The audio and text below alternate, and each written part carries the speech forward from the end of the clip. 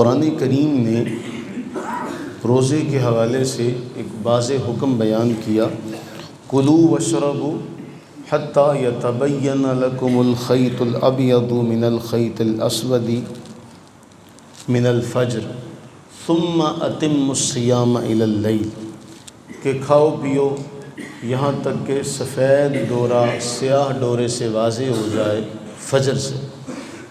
اب طلوع فجر سے لے کے روزے کو مکمل کرو، ثم اتموا الصیام الی اللیل، رات تک۔ اس کے بعد افطاری کا وقت ہے۔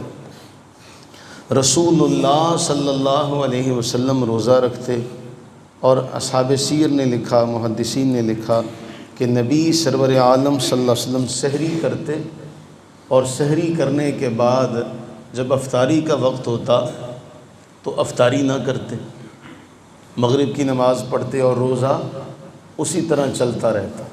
اب وہی پہلے دن والی سحری جو ہے، اسی سحری سے اگلا روزہ بھی، اسی سحری سے پھر دوسرا دن بھی۔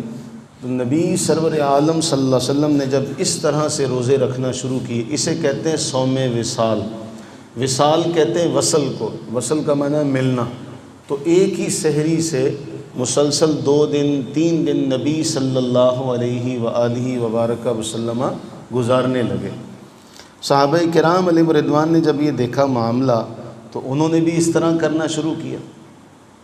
اب آپ جانتے ہیں کہ انسان جو ہے اگر ایک دن مسلسل 2-3 دن بھوکا پیاسا رہے گا تو اس کی صحت پر اثر پڑے گا۔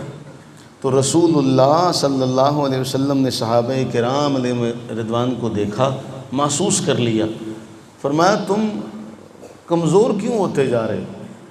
تو انہوں نے عرض کی کہ یا رسول اللہ صلی اللہ علیہ وسلم، ہم نے آپ کو دیکھا کہ آپ ایک سحری کرتے ہیں تو اس کے بعد جو ہے روزہ اسی طرح لے کر چلتے ہیں، افطاری کے وقت افطاری نہیں کرتے، پھر اگلا دن شروع ہو جاتا ہے، پھر اگلا دن شروع ہو جاتا ہے۔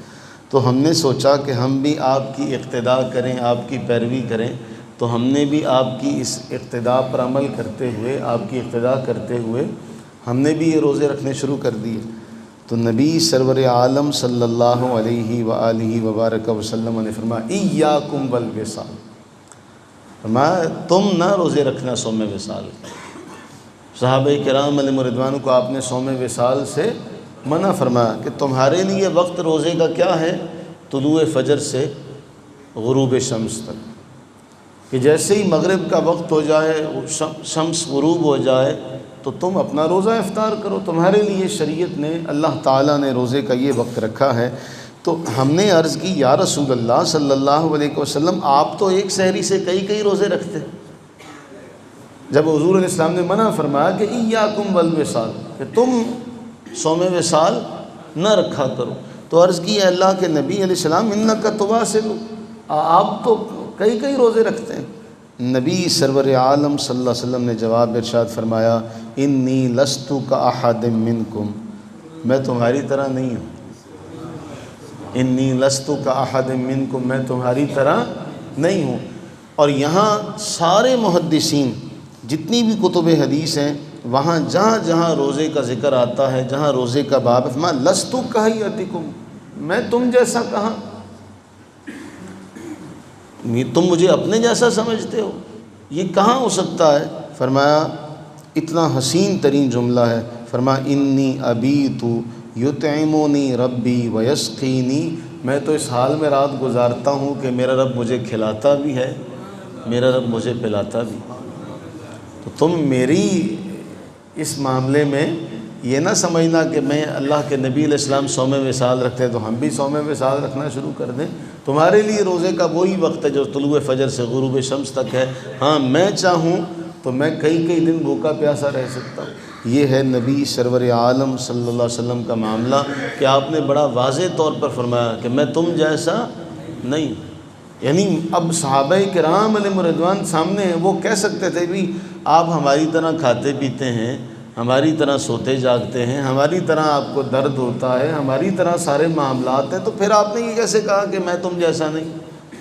تو وہ اس بات کو جانتے ہیں کہ نبی سرور عالم صلی اللہ علیہ وسلم نے جو ارشاد فرمایا کہ انی لست کاحد منکم، اس کا معنی کیا ہے کہ اس کے اندر کیا بات چھپی ہوئی ہے کہ میں تم جیسا نہیں۔ اگر آپ کو اتنا معاملہ ہے کہ آپ کو قرآن کریم کی صرف وہی آیات ملتی ہیں، دیکھیں قرآن کریم میں ہر دو طرح کی آیات موجود ہیں، ہر معاملے پہ۔ مثال کے طور پہ قرآن فرما رہا ہے اے حبیب سرور عالم صلی اللہ علیہ وسلم آپ یہ اعلان کیجئے، اور آپ اعلان کرتے کیا کہ اے حبیب یہ جو ہدایت دینے کا معاملہ ہے یہ آپ کے اختیار میں نہیں، یہ آپ کے اختیار میں نہیں بلکہ یہ اللہ جل وعلا کے اختیار میں۔ پھر دوسرے مقام پر اللہ تعالیٰ خود ہی فرما رہا ہے کہ اے حبیب آپ ہدایت دیتے ہیں۔ اب ایک طرف قرآن میں اللہ تعالیٰ خود فرمائے کہ آپ ہدایت نہیں دیتے بلکہ ہدایت تو اللہ کے اختیار میں ہے، اِنَّكَ لَا تَهْدِي مَنْ أَحْبَبْتَ وَلَٰكِنَّ اللَّهَ يَهْدِي مَن يَشَاءُ، یہ تو اللہ کے اختیار میں ہے، وہ جس کو چاہتا ہدایت دیتا۔ پھر اسی قرآن میں اللہ فرماتا ہے لَتَهْدِي إِلَىٰ صِرَاطٍ مُسْتَقِيمٍ، آپ سیدھے رستے کی طرف ہدایت دیتے۔ تو یا تو اب ان دونوں کو سمجھنا کس طرح سے سمجھا جائے گا کہ ہدایت اے حبیب آپ ہاتھ پکڑ کے کسی کو چھوڑ کر نہیں آتے بلکہ آپ سیدھے رستے کی طرف رہنمائی کرتے۔